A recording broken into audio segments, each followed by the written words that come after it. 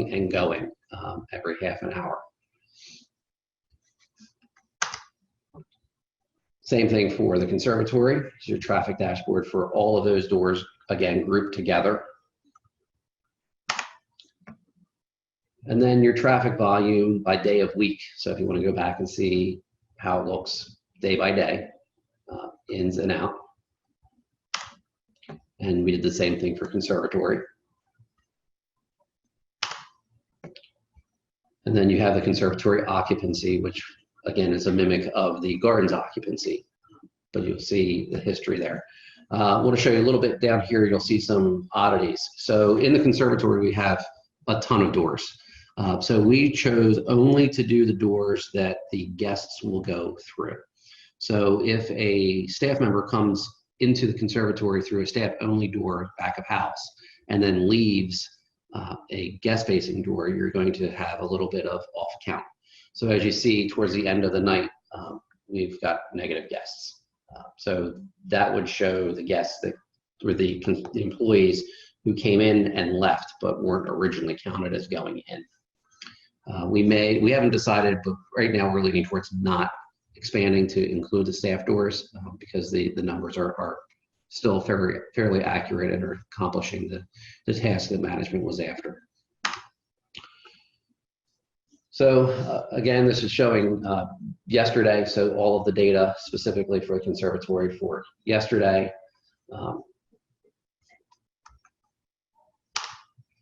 And then some more of the uses.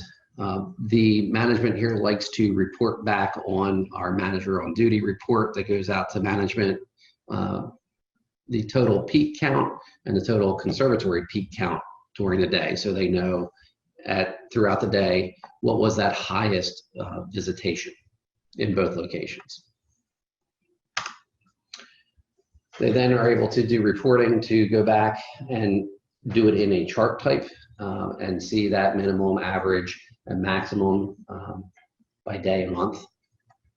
And the next one they like a lot, sort of at a glance, where is it hot with that heat map.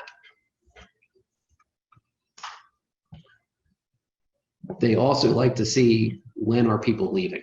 So using that traffic flow, looking at exits and the peak exit time, it'll give you that information to be able to say, well, a lot of people left around dinner time.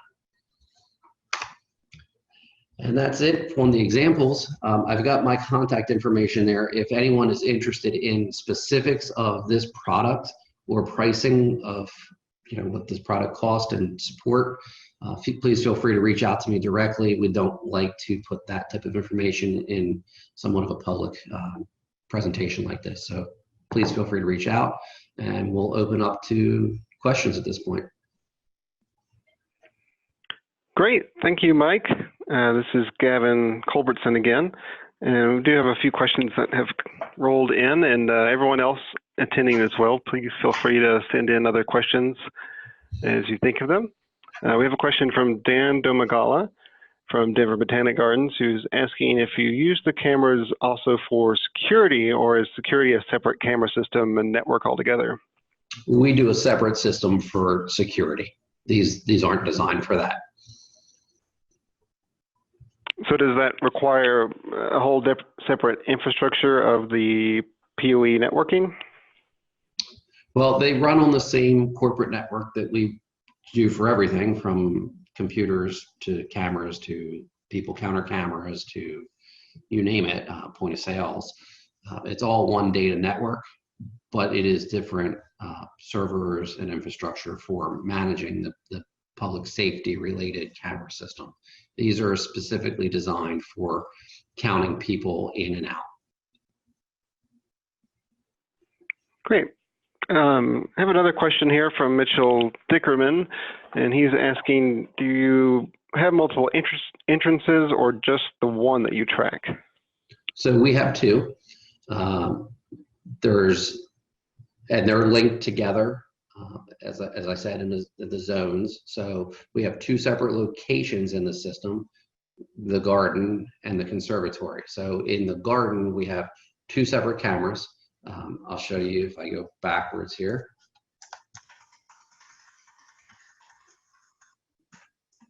So this view here of the video, that is the main entrance through our visitor center.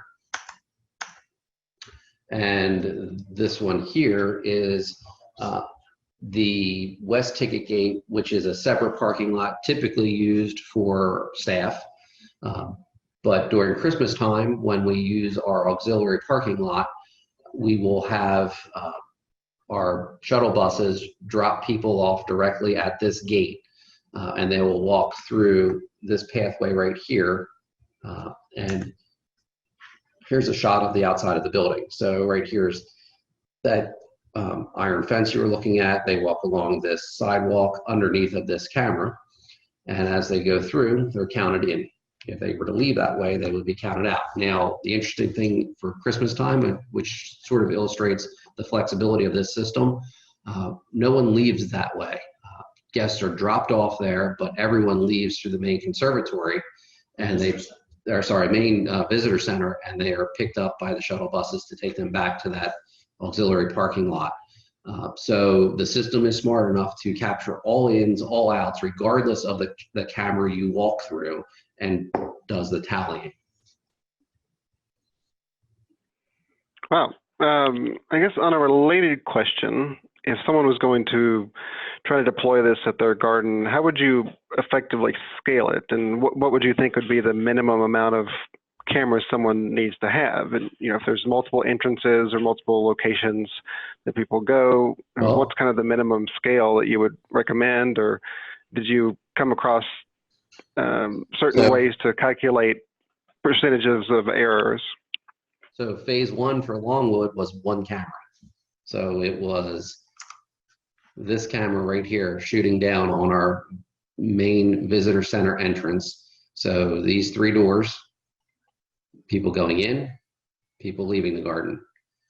And that handled, it is amazingly accurate. We were getting approximately 97% accuracy. So during a fireworks and fountain show this past summer, when we have over 5,000 people here, all leaving at the same time, as soon as the last fireworks launch, the three doors all become an exit, and this entire hallway is shoulder to shoulder, and it captured them leaving without a problem. Same thing at Christmas time. We have basically these two doors, everyone flowing through and everyone leaving here. So the way you validate it, as I was showing you during the live video, over here where you have the name of the counter, visitor center tunnel, and ins and outs, you can schedule to record the video, and it will record however long you want to record it. And we did this, so the vendor, when they install this for you, they have it set up, and they will do commissioning for you and guarantee that accuracy rate and adjust as necessary. And they will go back and review based on when you tell them they should video and do the recording, and they will go back and watch. And through the keyboard, on your keyboard, you can push I and O for ins and outs. So it plays back what it sees, and then in the tuning screen, you do your I's and O's, and then you can see the match of what it thought it counted versus what you watched and counted. And then you can calculate your percentage accuracy there. And it is highly accurate. That does sound like a pretty comprehensive process, so that's great. I have another question here from Megan Ginsler. She's asking if you can talk a little bit more about some of the decisions your gardens is making or has made based on the data. So, what was the impact of getting this data? So again, since it is real time, they do use it for real time decisions. So our restaurant partner will use it to see how many people are here at any given time and make decisions on whether or not they should pop up concessions locations to work in conjunction with the permanent facilities to try and offload some of that, to improve the guest experience. During Christmas time, they have a predetermined number of tickets they'll allow, but if they determine that really there's ability to let more people in, they'll let more people in based on what it's like, the ratio between in-garden, conservatory, and decisions like that.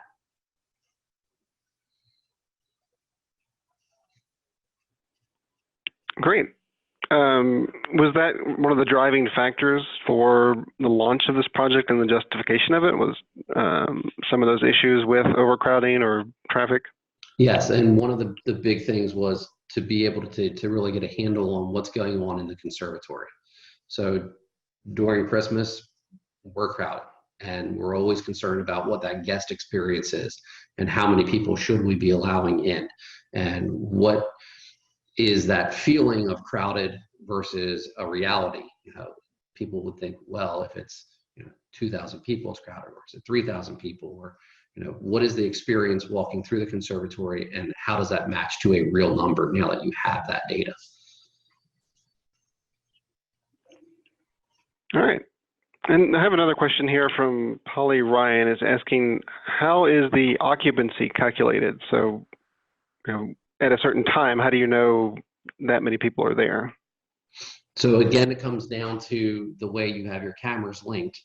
So for example, the only way for guests in and out of the garden is through the visitor center.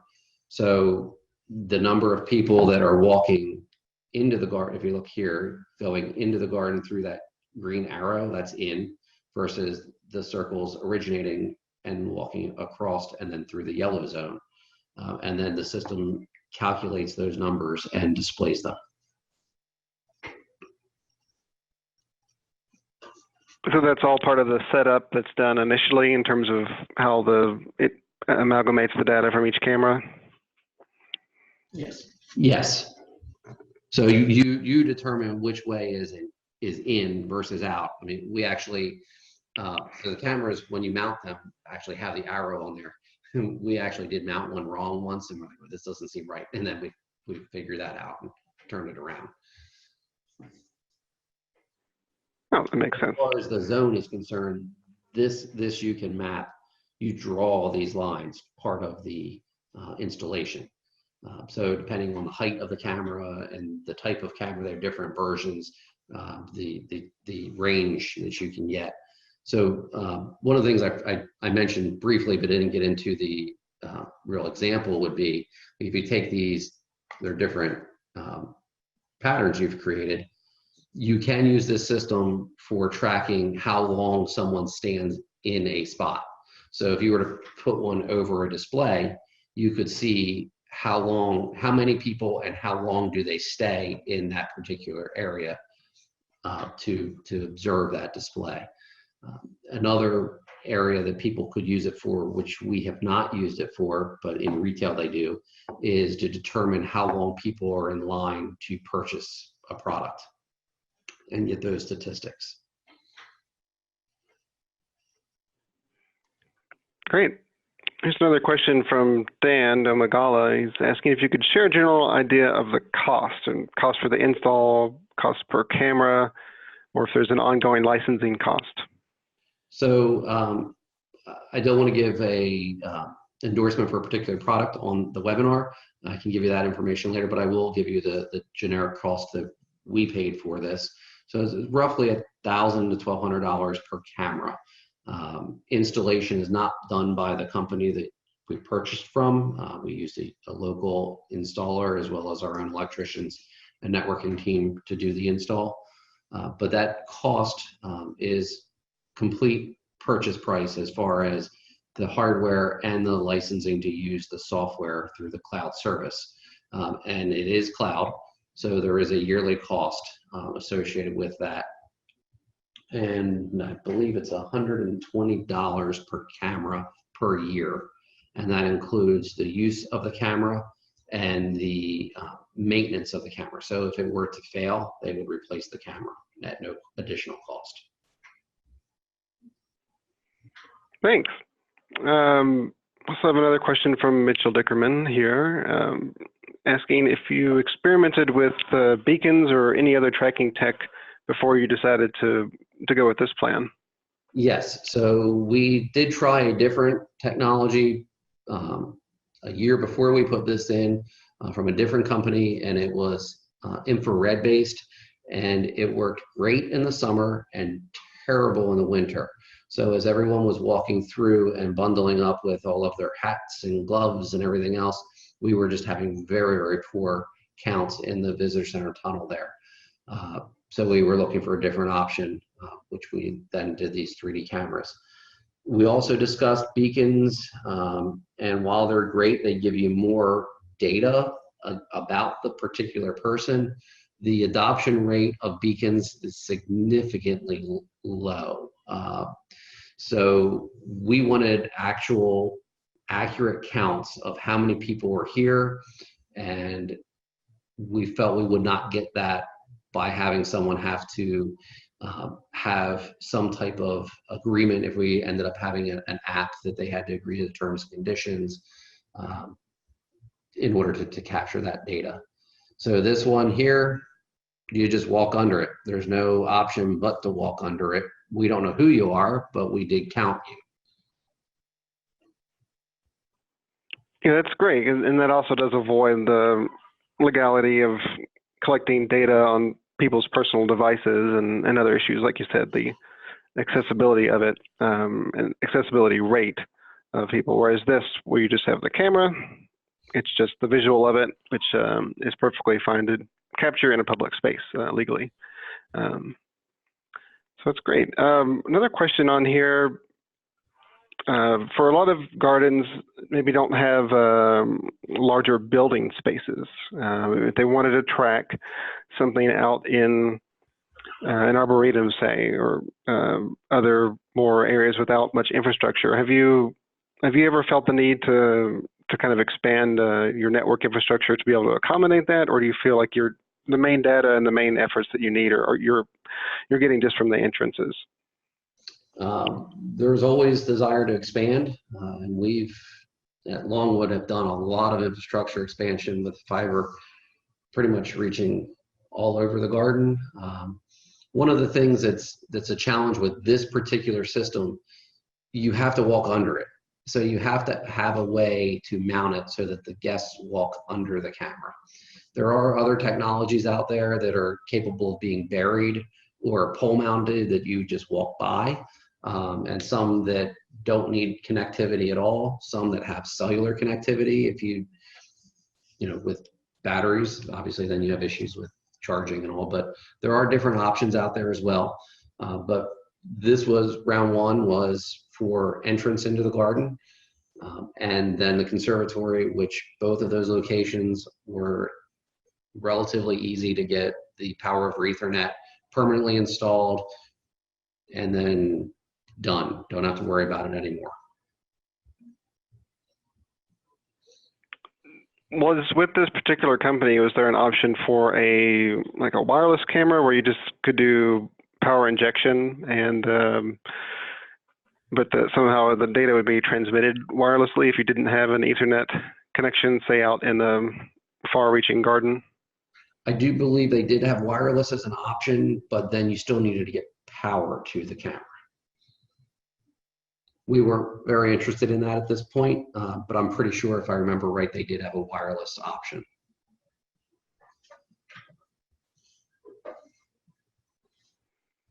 All right. Well, it seems like some of the questions are slowing down here. Do you want to make any other points here as we kind of close up the webinar today? So this coming summer, we will have had this in the main entrance for a full year.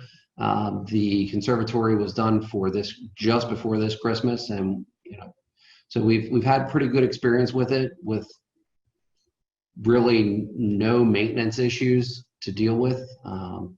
So far so good. And if anybody would like to know more about the particular product we used and actual costs, I'll be more than glad to talk with anybody about that. Just reach out to me directly. All right. Well, thanks again. That was Mike Parisi from Longwood, and I hope you all found that very beneficial, and certainly continue the conversation with Mike. Feel free to reach out to him. If Mike, you would put that slide back up with your contact info here as we wrap up, that'd be great.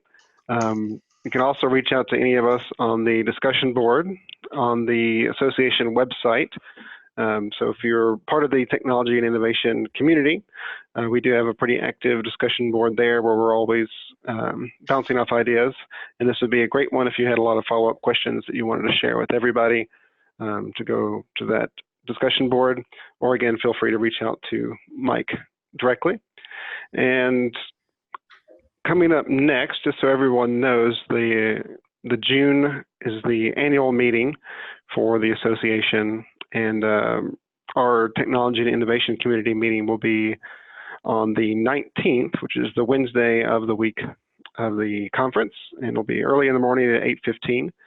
So again, if any of you are attending the annual conference, we hope to see you there. And also, just so you know, this was recorded, and Ken, our liaison for the association, will have that posted before too long, again, on the association website. And we usually will share that on the resources page and then on discussion boards as well. So if you want to share it with any team members who missed out on this today and really found this information valuable, you can share that full recorded webinar. So again, thanks everyone for attending today and for being engaged with the community. And with that, I will leave you with that, and have a great day. Right. Thanks again, Mike. Take care.